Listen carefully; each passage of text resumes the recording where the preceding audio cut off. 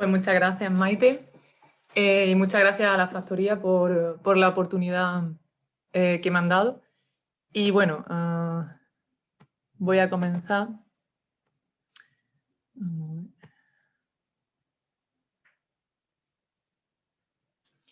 Efectivamente, voy a hablar de crisis hipertensiva. Esta es la organización que voy a seguir. Primero voy a hablar de la hipertensión arterial y posteriormente ya me centraré en crisis hipertensiva. Primero hacer un recordatorio de lo que sería la presión arterial, que se denomina pues, a la fuerza que ejerce la sangre contra las paredes de las arterias a medida que el corazón late. Por consenso se estipula que en los pacientes, en adultos, la presión normal entra en valores inferiores a 130/85, mientras que la hipertensión arterial se correspondería con valores iguales o superiores a 140 en presión sistólica y o a 90 en presión arterial diastólica. Ahí recojo una tabla en la cual clasifica el tipo de hipertensión en función de las cifras tensionales.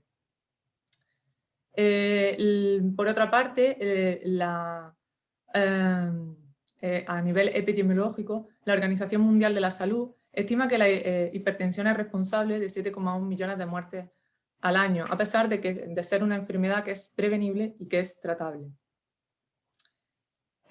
Nos centramos ahora en lo que serían los factores de riesgo.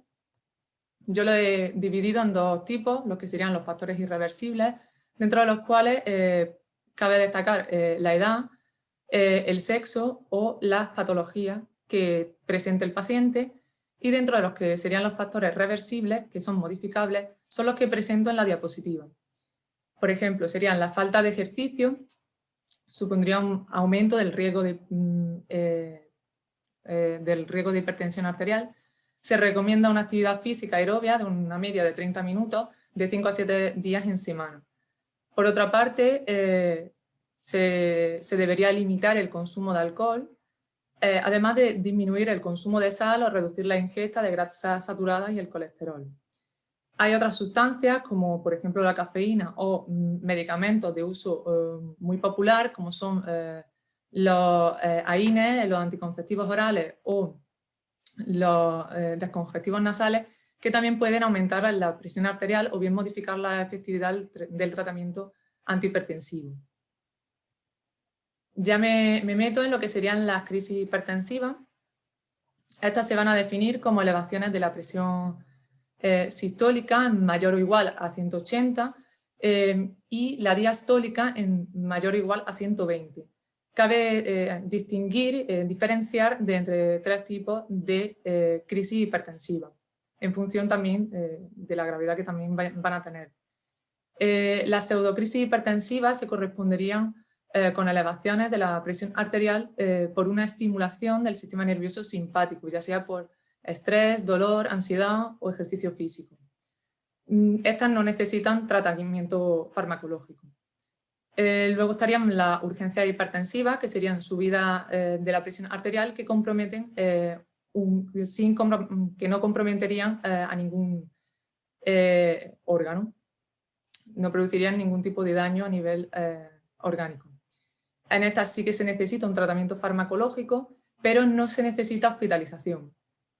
Y por último hablaré de las emergencias hipertensivas, las cuales son subidas de la presión arterial, que sí conllevan un daño orgánico y que pueden ser peligrosas para la vida del paciente. Estas cursan con síntomas específicos en función de la afectación y además requiere un manejo hospitalario.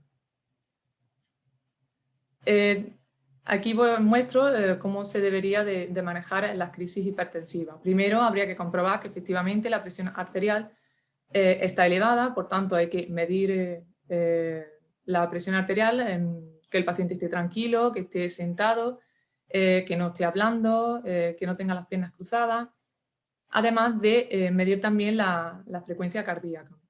En la anamnesis, pues hacer hincapié en si ya tenía tratamiento para hipertensión, la edad de inicio del tratamiento, si tiene adherencia o no a ese tratamiento, además de si tiene otras patologías, que hayan podido desencadenar esto y la sintomatología que presenta.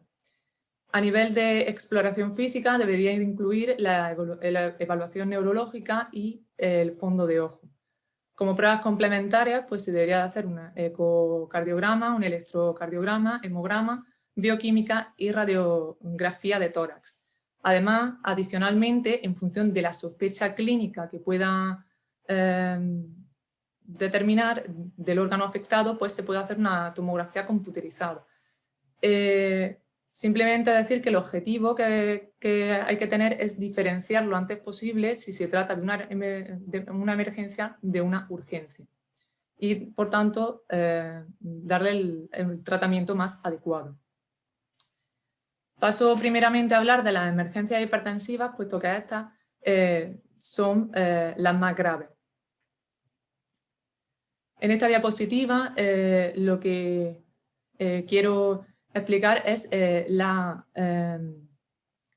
diferentes afectaciones en función del órgano dañado. En cuanto, en este caso, en el cerebro, la afectación que puede suceder pues sería la hemorragia subaracnoidea, la encefalopatía hipertensiva, que puede cursar con alteraciones visuales, visión borrosa o escotoma. A nivel cardíaco, puede ir desde un angor estable hasta un infarto agudo de miocardio o un aneurisma disecante de la aorta. A nivel renal puede provocar un fracaso renal agudo o a nivel pulmonar que puede provocar un edema agudo del pulmón. El objetivo va a ser una reducción rápida y parcial de la presión arterial hasta un nivel seguro. Es importante lo de parcial porque si se realiza de manera brusca puede inducir episodios de isquemia. La reducción va a ser de un 10 a un 15%,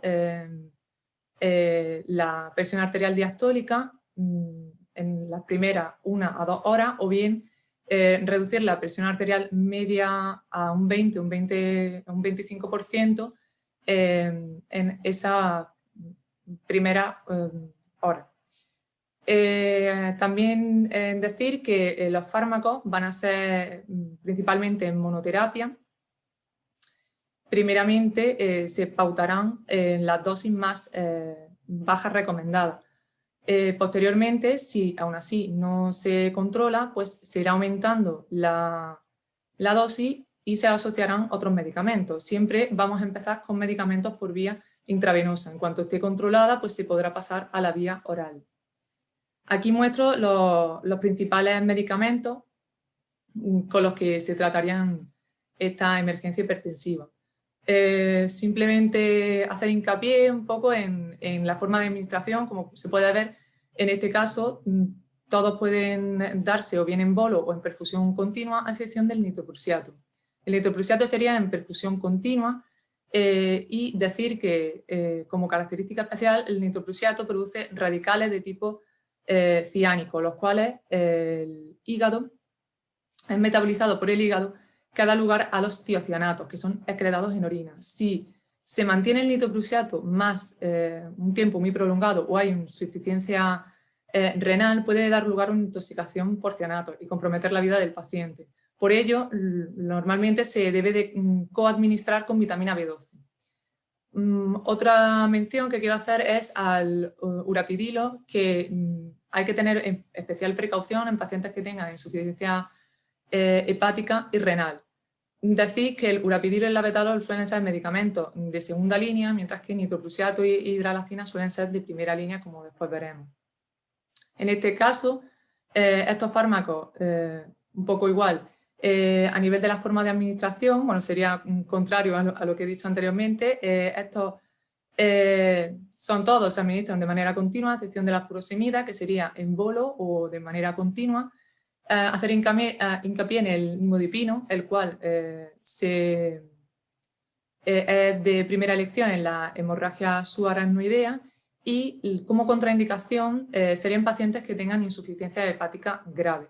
Decir simplemente que el fenoldopam no está comercializado en España.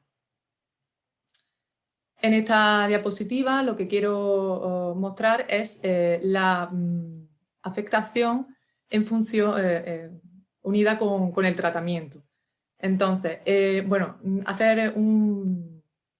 recalcar que no hay un único fármaco, como se puede ver que valga para la emergencia hipertensiva, sino que en función del órgano que esté afectado habrá un tratamiento de elección. Voy a hacer hincapié en la que sería la preeclampsia o la eclampsia, en la cual el tratamiento de elección es la hidralazina y como alternativa se puede dar la betalol.